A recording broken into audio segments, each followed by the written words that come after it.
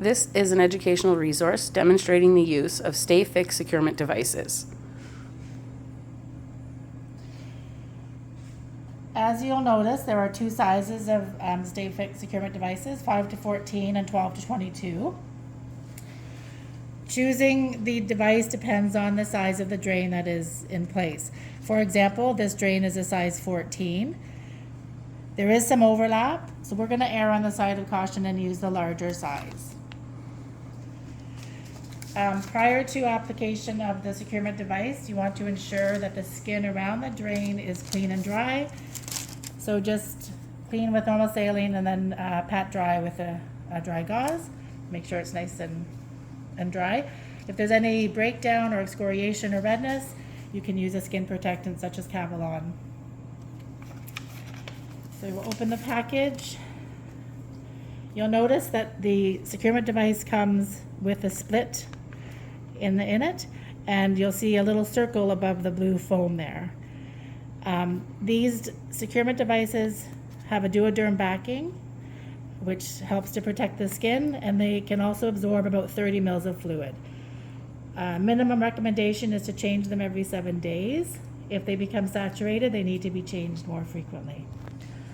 To place the device, you're going to just separate it so that the drain is situated in the hole.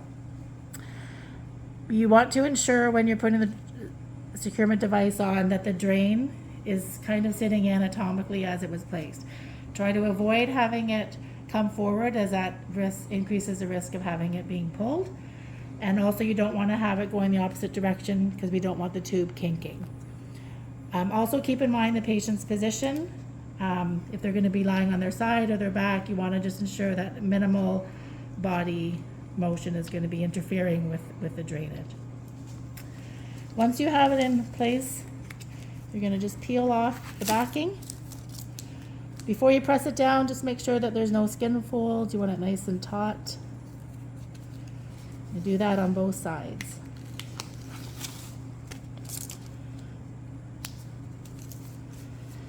And then you take the drain and you're going to lie it down into the center, again ensuring that there's no kinking of the drain as it's coming down. You peel off this sticker to the right. The larger drains have this little extra securement piece. So you peel it off, it comes up and then over top of the drain there. Lastly, you take off the left piece, you fold the bottom so it's covering the tube inside the blue foam there. The top piece, ensure that it's covering the hole but also coming down to attach to the bottom piece. Depending on where the drain is, for example, if it's a nephrostomy tube in the patient's back and they'll be changing position, you can put a tegaderm over top. The tegaderm will just help to prevent the securement device from lifting and catching and being pulled off. This just provides a smoother surface for when the patient's mobilizing.